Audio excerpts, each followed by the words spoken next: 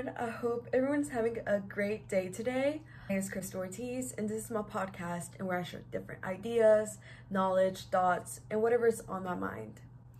For today's topic, we're going to be talking about mirror neurons, which is really exciting to me since it's an exciting topic. Also, a quick note, I am not a professional. I am a neuroscience major studying to be a neuroscience major, but I am definitely not a professional. This is just information that I've learned and that I want to share with you.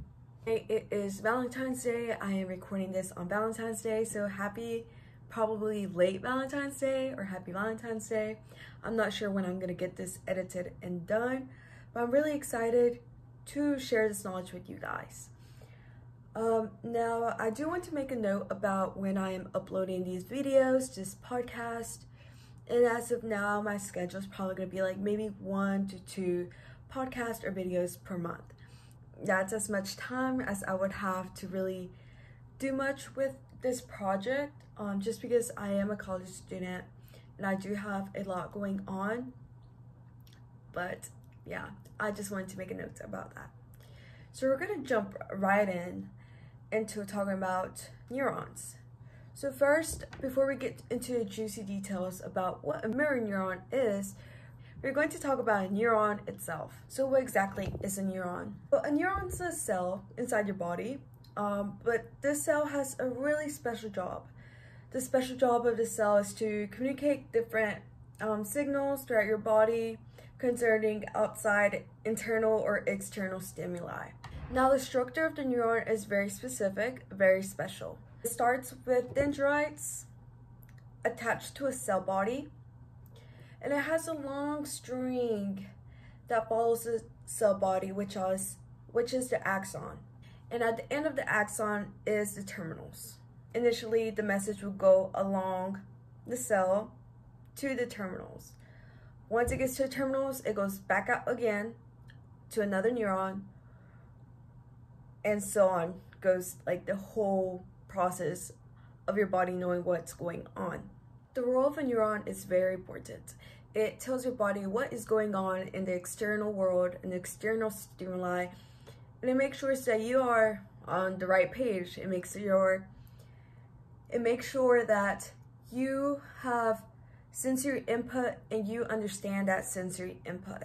The proper definition of a neuron is the fundamental units of the brain and nervous system. The cells responsible for receiving sensory input from the external world, sending motor commands to our muscles, and transforming and relaying the electrical signals at every step in between. So think about the neuron as little people inside your body, not only in your brain, throughout your whole body, that is talking to each other. They're communicating with each other. They are growing, they are making connections or cutting connections. So you have these little people inside your body that tell each other what to do. And it's so important for these little people, little neurons inside your body to communicate. It is so important. Neurons itself, they form synapses with other neurons. That way they have a small little gap junction in between them, and where transmitters can travel through that little junction to communicate to the other cell. And it is so important for this to be proper. So in the brain, the strongest connections are the best connections. They are the connections that last, that are literally like this. The neurons are tight. If you are not looking at the video, what I did was I crossed my fingers. So there's also a process of pruning. The process of pruning involves kind of cutting off neurons.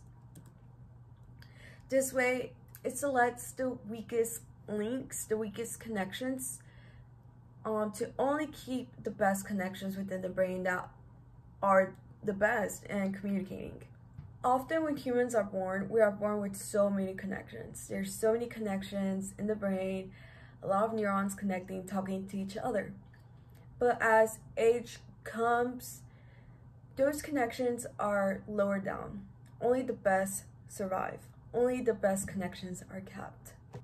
Now, I know that was a quick and brief explanation, but that's pretty much the basics of a neuron. That's pretty much how it works. There's not any specific a known way of how the neuron works. Scientists pretty much know the general pathway of how a neuron works, but applying it to different things is a little bit more unknown, especially when it comes to this rising science of glia science. Neuroscience is about neurons mostly. I feel like the brain controls everything, perspective, psychology. There's just so much going on in the neuroscience world. It's kind of overwhelming. I stated earlier that the brain has neurons, but that's not the only thing the brain has. The brain also has glia. As a matter of fact, nearly 90% of the brain is made up of glia rather than neurons. Throughout history, these glia cells were overlooked. They weren't given as much attention as the neurons. The name itself, glia, means glue in Greek. What the glia does is that they are around neurons, and glia has the task of coming in and repairing damages that may occur to a neuron. Now, let that sink in. They're responsible of looking after the neuron. So if something happens to a neuron, the glia must come and try to assess the situation, try to figure out, try to fix it. Now, what if there's something wrong with the glia? What if the glia can't come and fix the neuron?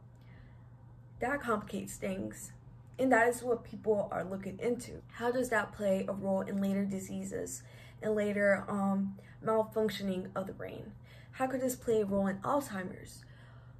There's so much research going on right now, and it's like in the past 20 years, which is not that long. It is definitely not that long.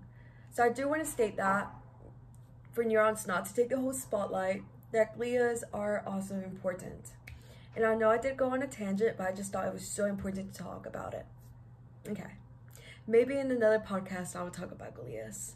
Now that you guys kind of have the idea of how neurons work, we're going to talk about a specific set of neurons that are called mirror neurons. So first off, I'm going to start off with this scenario. Imagine you're in a classroom, in a lecture hall, you're at the store, or maybe you just see a stranger passing by. Imagine that you see them yawn. Do you also get the urge to yawn? Well, if you do, there's some science behind it. In the year of 1992, Italian scientist Giacomo Rizzolatti and his team were studying the brains of monkeys. During one specific day, Rizzolatti's grad students comes into a room. Now, this grad student, he comes into the room. In his hand, he has an ice cream cone. Now, in the room, there's a macaque. I think I pronounced that right. I hope I did. Which is an old world monkey, species of monkey. He watches the grad student lick the ice cream. And as soon as he does that, the electronic monitor that's hooked up to the animal starts firing. You have to keep in mind that this firing measures movement, motor movement, because that's what their study was about. It was about the premotor region of the brain and registering activity when monkeys carry out certain movements. So this monitor is picking up the activity of the brain while the monkey is carrying out activity. Now you have to keep in mind, when the grad student comes into a room, the macaque is just sitting there. It's not doing any movement, but it's watching the grad student do some movement, which is that of licking the ice cream cone. As soon as the grad student takes a lick, the monitor goes off, signifying that there is some type of activity going on inside the macaque's brain. But how is that possible? The big question was how is this possible if the macaque is not even moving? The macaque. I keep saying it wrong. I am so sorry. The macaque is not moving. I'm editing right now, and I just realized how many times I mispronounced this word. I'm really sorry. Yeah, that's it. And so how is this possible? Well, they obviously decided to study this because it's a big question. How is that possible if the macaque is not even moving? Well, they come down to this idea of mirror neurons, which is when a set of neurons inside your brain is activated when you see someone else take an action. This relates a lot to everyday life. Maybe you see someone hurt themselves in some way, like maybe catching their finger while they're closing the door. And your brain kind of like registers that pain because for a few seconds, you're in that person's shoes. You feel their pain because your neurons are reflecting that. That's why it's called mirror neurons, because of the reflection of idea of like, oh wow, like for a second there, I thought I was actually that person, even though you were not, because of those set of mirror neurons. Hopefully that was a good example. If not, another example can be watching a game. For example, watching Duke basketball. You see people playing, you see them score, and you feel that energy. One of the arguments that why fans are so excited, really feel that dopamine release, really feel all that excitement, is because of mirror neurons. Because for a split second, the fan sees themselves as the player. If the fan sees the player score a three-pointer, they kind of feel like that player for a few seconds because of the mirror neurons. So there's definitely the idea of like mirror neurons definitely have something to do when it comes to fan watching a game, a sports game, and having that same type of stimuli occurring as if they were the ones playing the game. I hope that was a good example. The whole idea of a mirror neuron, the name of a mirror neuron comes from a mirror. You see yourself in the mirror, you see a reflection. Even though that reflection is not actually you, it's just a depiction of you, that's the same idea with mirror neurons. They are activated even though they're not the person that may be carrying out the action. So why is this such a big thing?